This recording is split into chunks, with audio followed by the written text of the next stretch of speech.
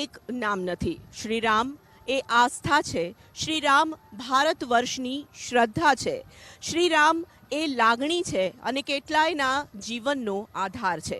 નમસ્કાર, હું છું તોરલ. આપ જોઈ રહ્યા છો વીટીવી ન્યૂઝ. અયોધ્યા ધામ પહોંચી ચૂક્યા છીએ અને સરયુના તટ પર અયોધ્યા ધામ વસેલું છે. ત્યારે આજની શરૂઆત સરયુ નદીથી. સરયુજી માટે કહેવામાં આવે છે કે આ એક એવી પાવન નદી છે કે જેના સ્નાન માત્રથી આપના તમામ પાપો દૂર થઈ જાય છે. અને શ્રી રામે પણ એવું કહ્યું છે કે સરયુમાં સ્નાન કરવું એટલે જાણે કે તેમને સાથેની મુલાકાત કરવી એવું માનવામાં પણ આવે છે. અનેક લોકવાયકાઓ સરયુજી સાથે જોડાયેલી છે. ત્યારે સરયુથી આજની સફરની કરીશું શરૂઆત. સરયુનું નામ સાંભળતા જ આપણું મન રામનગરીમાં પહોંચી જાય છે,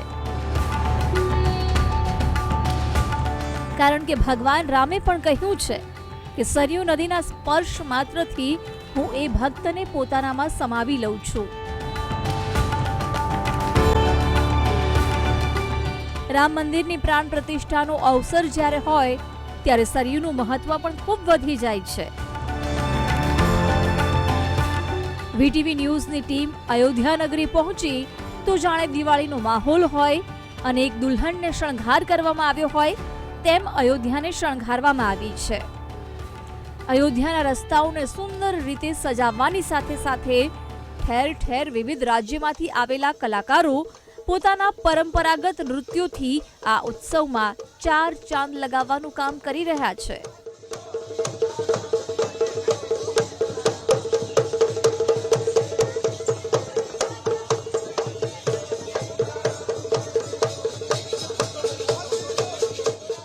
પ્રાણ પ્રતિષ્ઠા મહોત્સવને ગણતરીના કલાકો બાકી છે ત્યારે આખા અયોધ્યાને ખૂબ સુંદર રીતે સજાવી દેવામાં આવ્યું છે.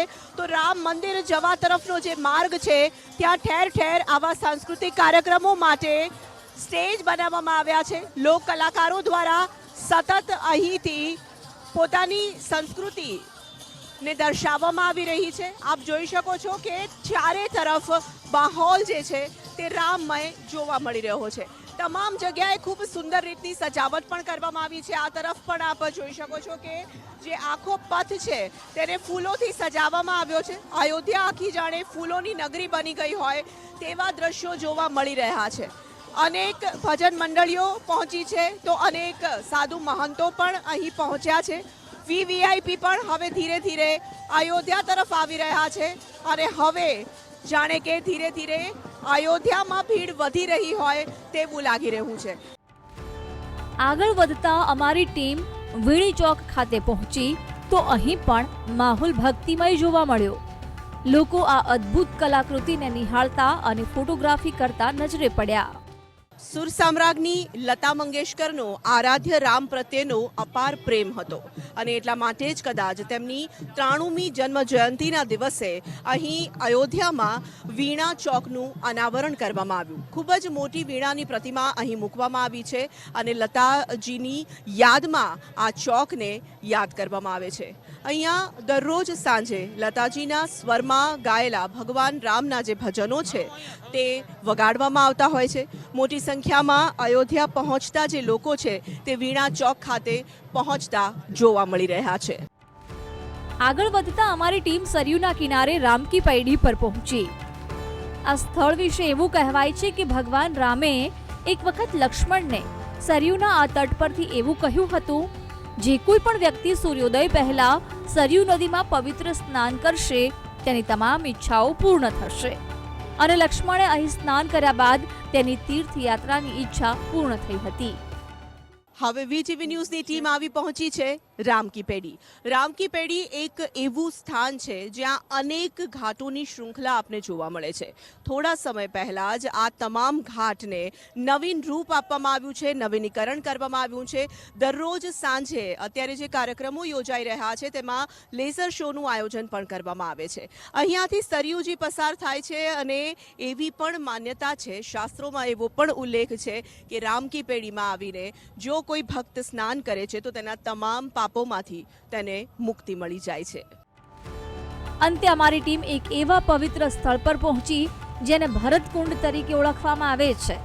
જ્યાં ભરતે 14 વર્ષ સુધી ભગવાન રામની પ્રતીક્ષા કરી હતી અને અહીંથી જ અયોધ્યાનું રાજપાટ ચલાવ્યું હતું.